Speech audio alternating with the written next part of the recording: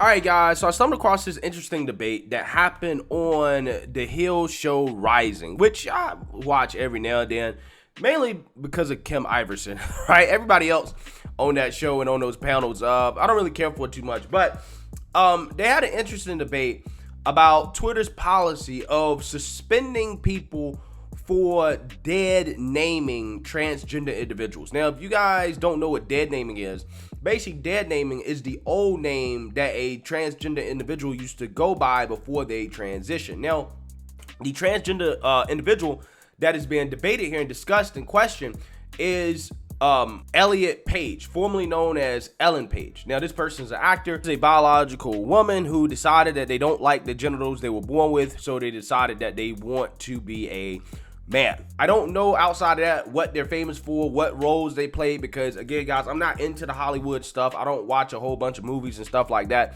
I just know this person's famous for whatever reason, and a lot of people talk about it, right? I mean, Jordan Peterson got suspended from Twitter for dead naming this individual, okay? Calling Elliot by their dead name or their birth name, right? Their God-given name, Ellen, okay? And this panel is going to debate just that, which is the policy from Twitter to suspend people and users, to punish people for dead naming transgender individuals, okay? And during this debate, it's kind of going to get a little spicy as this individual right here, who apparently is woke, is basically going to defend Twitter's anti-free speech policy and say that we must be forced to call transgender individuals by their preferred names, okay? And I'm pretty sure she's probably for using preferred pronouns and all the other nonsense as well too.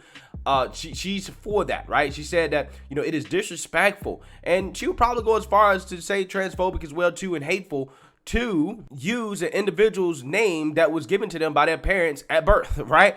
That is what her argument is going to be here, and she's going to get super frustrated that Kim Iverson and this guy, Robby, I don't know his last name, is not going to go along with the anti-free speech policy of Twitter. So I want to react to this because I found this debate to be pretty fascinating. So let's get into it. Was what Elliot Page's name was before. I guess we should not say it because maybe that would violate some policy. It's a dead name. I mean, that's crazy. Why is it? I don't understand. Why is that?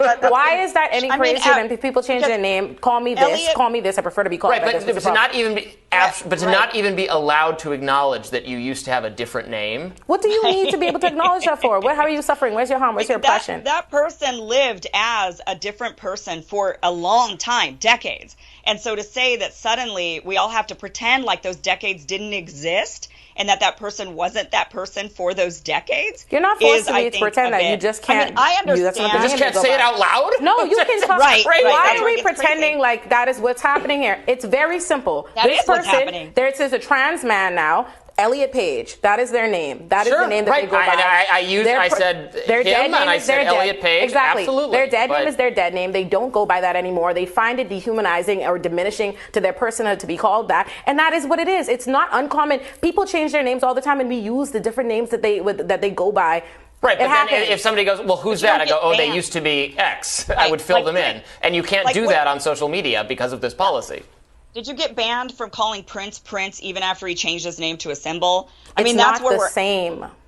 We are comparing apples and vegetables because this is a trans person. We've explained this. The dead name reflects a person, an identity they do not recognize. They find it psychologically harmful to be seen in that way. They've moved on. I mean, maybe he felt like being called Prince was. I mean, I've explained it. Listen. Go ahead. Go forth smartly.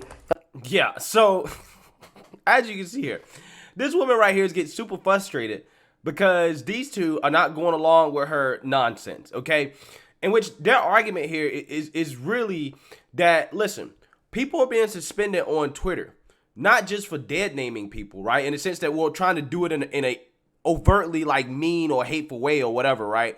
They're saying, look, we can't even acknowledge the name that person used to go by, right? Like that person used to go by a name all their lives, right? For 20, 30 plus, 40 plus years sometime. Okay. And what they're saying is that we're not even allowed to fill people in on, hey, this is Elliot Page who used to go by Ellen Page, okay? That's not even allowed, okay? And you would think that common sense would say, hey, listen, it would make sense that if somebody used to go by a certain name all their life and then all of a sudden they change their name, yeah, you should tell people that this person used to formerly go by this name so that people are actually familiar with who this person is. Okay, this is not something new. It happens all the time. Like, for example, former NFL wide receiver that played for the Cincinnati Bengals, Chad Ochocinco, he used to go by Chad Johnson, right? All his life, he was Chad Johnson. Growing up as a kid, I knew him as Chad Johnson. And all of a sudden, he changed his name to Chad Ochocinco. Now, I kept calling him Chad Johnson because, quite honestly, Chad Ochocinco is a ridiculous name, right, in my opinion.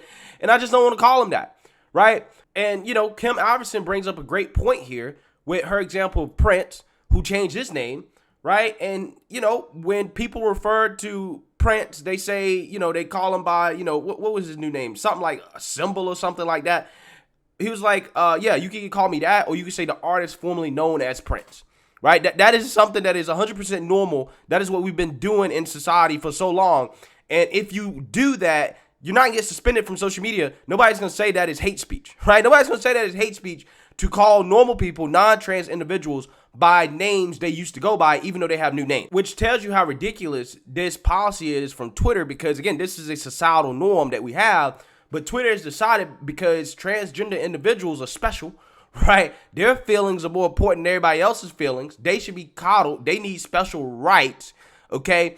They say, hey, you know what?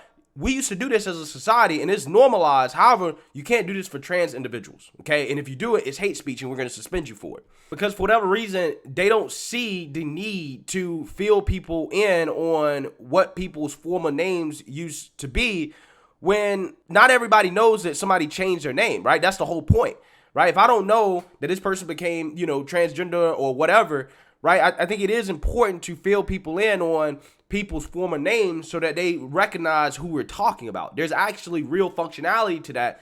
But again, according to Twitter and this woke woman right here, there's no real reason to do that, right? So I think it's not. I think it's a really weird, especially for a famous person, a person of some notable public significance, to be formally disallowed from talking about some public, and no, we're not You're saying not this is some embarrassing secret that we're trying to spare them from. I mean, no, this is a public. This person was in movies. Was under this name, it's under this obviously gender identity. Listen, for the dad name to trend, for something to trend, people have to be using it massively. It has to be being discussed. Let's not act like we don't know where that comes from. If we know that this is now a trans person, they go by Elliot Page, and there are a large amount of people calling them by their dad name, so much so that it trends, there is a deliberacy in there meant to offend this person, because you know they do not go by that anymore. I don't know what is this big. Why are we acting like we don't get it? AKA, what she's saying is, it's trending because of transphobia, right? People are trying to purposely be mean to Elliot Page. And what she doesn't understand, what she doesn't realize, is that it's trending because you guys are trying to police speech. That name would never trend, okay? Their dead name, Ellen Page, would never trend if Twitter wasn't suspending people for using it. That is why people are getting the dead name trending on Twitter, right? It is a protest against a ridiculous anti-free speech policy from Twitter, right? That's what it is. And see, that's what a lot of these people don't realize. A lot of the so-called transphobia that they face, right? The whole misgendering thing and dead naming, that really only happens because a lot of people just do it as a form of protest. They're saying, you know what, I'm not going to go along with this simply because these social media companies are trying to suspend and punish people for simply refusing to go along with somebody's gender ideology, right? If Twitter didn't suspend people for dead naming Elliot Page, I guarantee you her dead name would never trend, right? It would never trend. Why? Because people don't have a reason to use it, right? You only have a small group of people who still choose to use Elliot Page's dead name and then to refer to that individual as Ellen Page. Yeah, you're going to have people that are always going to do that, but it wouldn't trend. It wouldn't be controversial because at the end of the day, nobody would really care, right? Nobody would really care. People only care because Twitter is suspending people over it. That's it. A lot of these people don't realize they're the cause of their own problems. Complaining and whining because you can't regulate somebody else's speech is what causes people to revolt against you with more of the speech that you claim that you don't like, right? That's really how this stuff works. If you stop complaining, right, and you allow people to freely speak the way they want to speak, and they don't have to go along with your gender ideology, if they don't want to use your preferred pronouns or your new name or whatever, if you just let people do it freely, what will happen is you'll see there'll be a lot less of that. There'll be a lot less misgendering and a lot less dead naming, because at the end of the day, most people will just go along with it because most people really don't care. But there are people that, you know, from a religious perspective or from a principle perspective, in the sense that, you know, they just don't believe in the gender ideology stuff.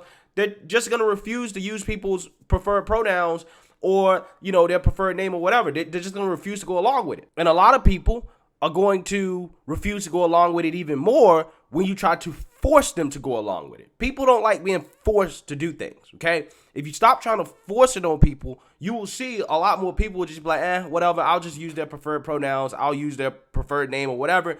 You know, I would rather not hurt people's feelings, but you can't force me to do it. Don't force it on me. If you don't force it on me, hey, I'll go along with it, whatever, right? Again, these people don't realize that they're the cause of their own problems, right?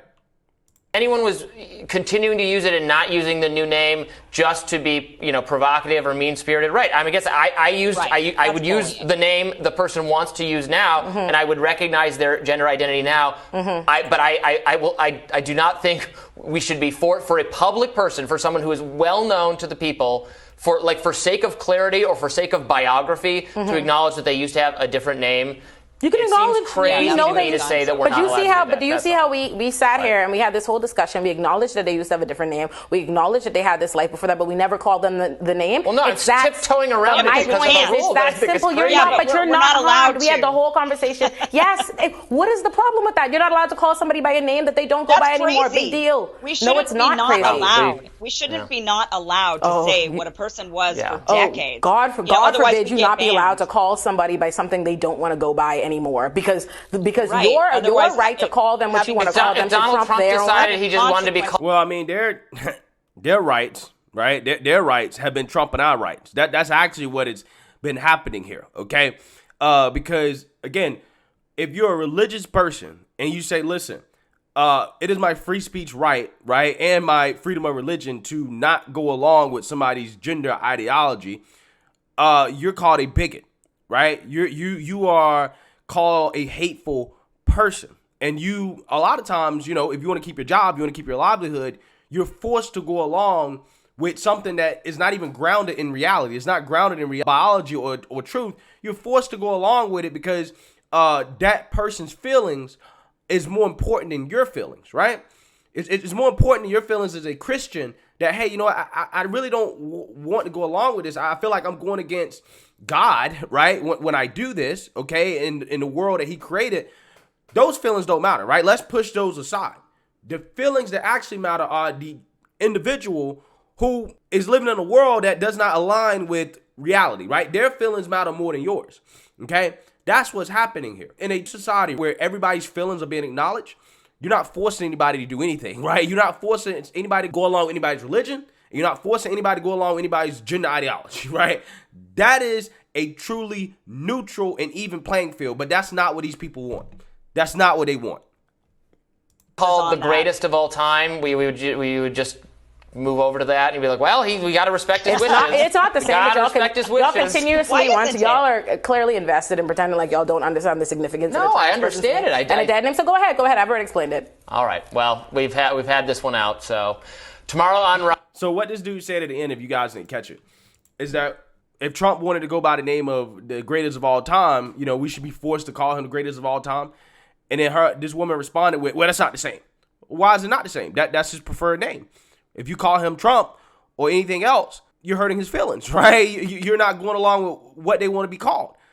What's the difference between that and a transgender individual and what you're advocating for? Well, it's different because they're trans. Again, that tells you, again, what this is about. This is about, well, they need special rights simply in virtue because they're trans. And for whatever reason, their feelings being hurt is a lot worse than somebody else's feelings being hurt, right? I want to be called daddy or papi or papa chulo or whatever, right? If I want to be called that and people refuse to call me that, I just got to deal with it, right? You got to suck it up. Too bad, so sad. I shouldn't be forced to do that. However, if I'm trans and I say, I want to be called, Gregoria, and my preferred pronouns is she and they and all that other stuff, if people don't go along with it, then you're a bigot, you're racist, you're hateful. Again, it seems to me that certain people's feelings matter more than other people's feelings. And we can't have a society like that. We can't. You shouldn't be forced to go against reality, first and foremost. But second of all, I don't think you should be punished because you want to call somebody by their dead name, a name they used to go by all their life. Okay, now it's a different conversation in regards to respect. I think respectfully, you should call people by names they want to be called by, they want to be referred to, because names are different than pronouns. Pronouns are related to biology. Names, not so much. So, yeah, I think it is respectful, right, to call people by their preferred names and what they want to be called by, but you shouldn't be forced to do so because, again, there's situations where people want to be called by things that are ridiculous that people should be forced to call them, right? So let me know what you guys think. Make sure you like, comment, and subscribe. Most importantly, share a Black conservative perspective. Peace.